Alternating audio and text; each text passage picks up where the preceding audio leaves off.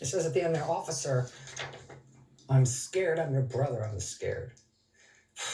We also have another portion of the body cam video after the troopers get Mr. Greene out of the car. And you'll see Mr. Greene on the ground here, appearing pretty motionless, while an officer tases him again. The officer then handcuffs him. Mr. Greene is clearly bloodied at this point. The officers, part of the reason we can confirm that is that the officers are commenting about the amount of his blood that they've got on them and the fact that they are wiping it off themselves. Get on the ground! Get on the ground! Taser.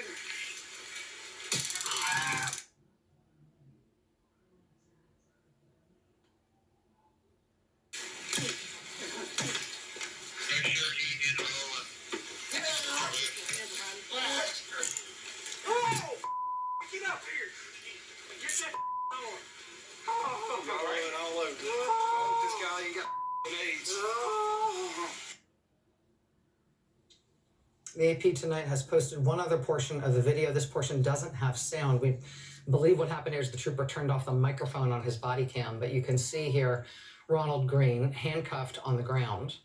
The AP reports that later, after a several-minute stretch in which Ronald Greene is not seen on camera, he appears again limp, unresponsive, bleeding from his head, bleeding from his face.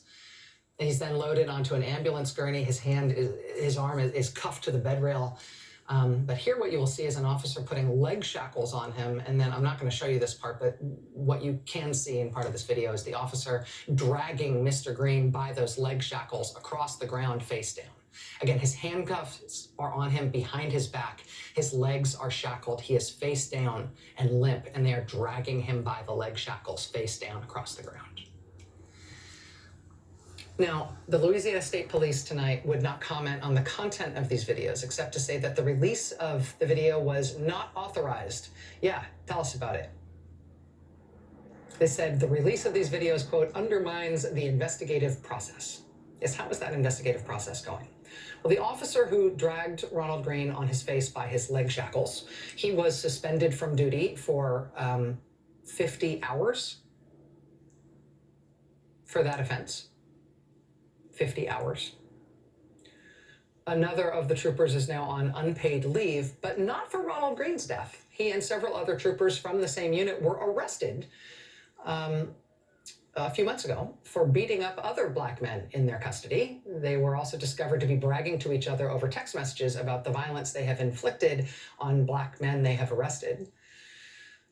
But there's also the federal investigation into Ronald Greene's death. There's also his family's lawsuit against the state police. Does publication of this gut-wrenching video today get Ronald Greene's family any closer to justice? Joining us now is Lee Merritt. He is an attorney for Ronald Greene's family. Mr. Merritt, thank you so much for being here tonight. I know this has been a really intense day. Thank you so much for having me. I know that this has been a long haul for the Greene family already. It has been more than 2 years since Mr. Greene was killed. What sort of justice are they seeking? They want criminal accountability for every officer involved. And they also want to point towards the system that, and Rachel, I really appreciate that you've done a very thorough job of pointing out the failures on every level of accountability. Supervisors, district attorneys, prosecutors who are supposed to look at this evidence over the past 2 years, but have completely failed to take any serious action to hold these officers accountable and to deter this kind of behavior. Is that this behavior is going ignored and is going to have been allowed to continue to terrorize other members of the Louisiana community. And the family of Ronald Greene has gotten no closure. So the release of this video moves us just a bit closer. Now, the state police responded to the release of this video tonight by saying it was unauthorized, which, yeah, to state the obvious, part of what is difficult about this case is that they have had access to this for so long and consistently refused to release it. But let me ask for you to respond to their assertion that the release of this tape is going to undermine ongoing investigative processes. It will compromise any fair and impartial outcome of those investigations. Is there any risk of that? No, they've had the independent opportunity to perform their investigation for 2 years without any real oversight from the public as the system is designed. Transparency is an essential part of the system where officers who taxpayers pay are held accountable to the constituency that they're supposed to serve. By releasing this video, it gives other members of the community an opportunity to identify the officers, to identify with the actions, to report other instances of abuse, which we have found that there are ample from this particular troop F in Louisiana who have been notorious. The release of this video doesn't compromise the investigation. It's the first time the investigation is probably going to see an honest attempt at doing justice, and it moves us a step closer to closure for this family. Let me ask you about one aspect of this that is deeply and disturbingly reminiscent of the video footage of George Floyd's death, which of course lit up the world beyond just lighting up the country in outrage over the way that he was killed. I didn't show it at length. We, again, are relying on what the Associated Press has released, but what they describe and what these videotapes show is apparently an incident that lasts more than 9 minutes, where Mr. Greene is face down, shackled, handcuffed, unattended, and basically unresponsive. That's part of what's going on for the time that the officers are spending time wiping his blood off of themselves and talking to each other about how they hope that he doesn't have any infectious diseases, given the amount of his blood that they are bathed in. What should the officers have been doing during that 9-minute stretch of time? If he was dying during that 9-minute stretch of time, what were the officers trained to be doing at that time?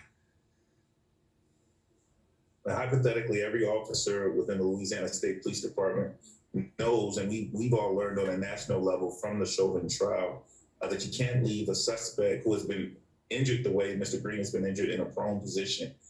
They have him hog-tied. They have, as you mentioned, his legs and his arms shackled behind his back. It's impossible to breathe in that position, given the repeated tasering that he's endured, the brutal beating about his head and body that he's endured, and the mace that has already taken place. And so they left him in a position where where they had been trained to know that his ability to breathe is limited. And what they should have been doing, of course, is rendering emergency aid, assuming that he suffered injuries in the car accident, which of course we don't believe he did. The injuries came from the brutal assault. They should have been giving him emergency aid for the vicious assault that they had just released on him. Lee Merritt is the attorney for the family of Ronald Greene at this incredibly dramatic turn in the case more than 2 years after he was killed by Louisiana State troopers. Mr. Merritt, come back and keep us apprised as this case develops. I know that this is a live issue, both in terms of the family's lawsuit and in terms of the federal investigation. Incredibly disturbing footage that we've all now seen tonight. Please keep us apprised as to how this progresses. Will do. Thank you so much, Rachel, for covering this and keeping the family in prayers.